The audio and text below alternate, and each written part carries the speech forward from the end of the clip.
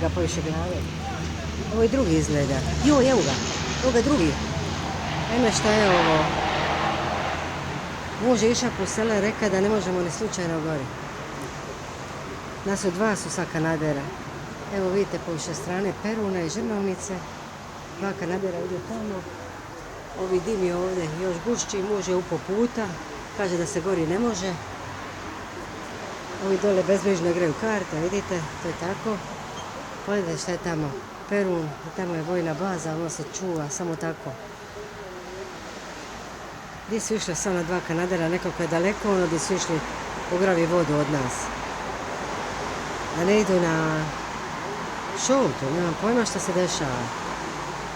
Vidite, sunce je oblik crveno, totalno. Evo, Kanada se vraća, uzeo je vodu.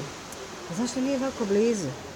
Možda ga je strah slabe vidljivosti da nema kupača ili ovih luđaka koji plivaju po kanala. Ima i takvih mještana.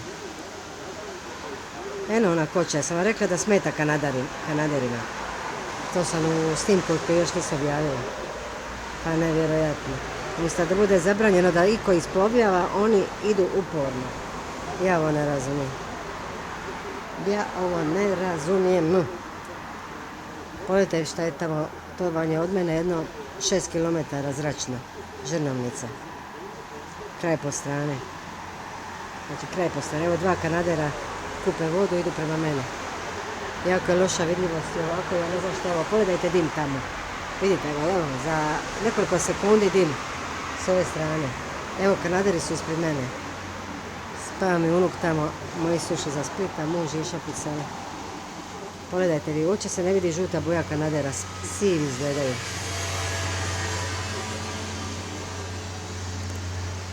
O, ljudi moji, Bog vam da snage.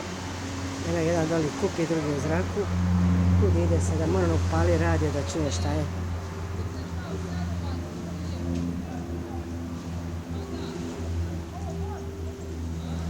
Evo sad se malo vidi da je žute boje, ja to vidim. Vide sad tamo gdje je ova plamena buktinja, znači to vam je negdje početak Staro sela Jesenice ili krug ili trebamo prema Dugom ratu. Ali da je dugi rat, kad ja polako mali spava, snimam.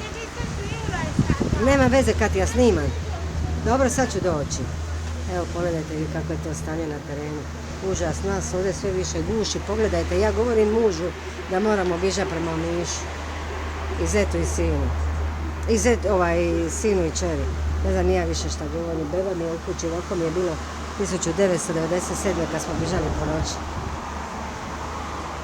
A sunce je krvave crvene boje. Aj Bog, mali mi je tamo.